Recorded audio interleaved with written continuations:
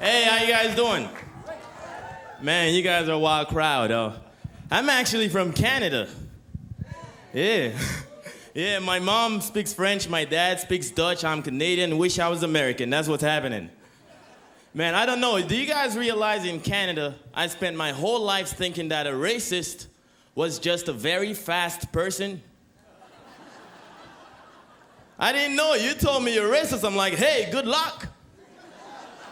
That's amazing.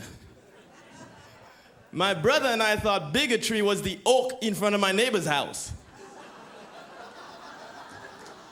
They got a bigger tree than we do.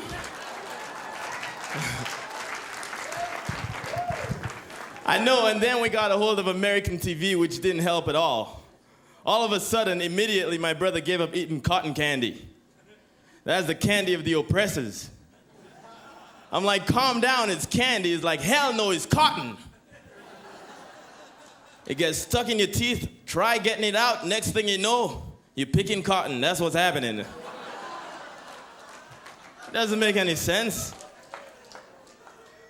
American TV just didn't help us. Like, I would be hanging out with a group of friends, and we see a cop car come around the corner, and we just start running. We didn't do anything. I'm like, what are we running for? Don't ask questions. Lights, siren, action. That's all I know. I think this is great. I read a survey that says this generation, if we could go back in a time, it would be the 1960s or the 70s. I don't think we would ever figure out time traveling, first of all. And second of all, I don't think my people are crazy about going back in a time. Things seems to be picking up for us. I don't remember the last time I saw two old black guys sitting around going, whoo, those were the days, boys, slavery. Sweet home Alabama, that's what I'm missing. When we were hanging, shit, we were hanging, weren't we? You don't see that.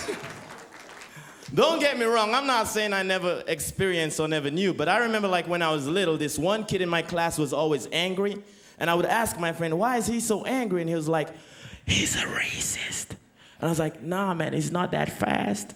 I've seen him. You know? But he always had like Tourette's. I remember once he told my brother and I to go back to Africa. Like it's that easy. We can't just show up like we're home. Where do we sleep? What's happening? The Bula Bula, making up the language. Even if we could go back to Africa, we wouldn't.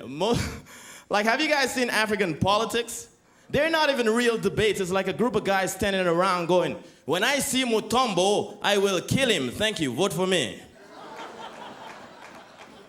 And Africans are like, yes, he's a little bit crazy, but we'll vote for him, a Bula Bula.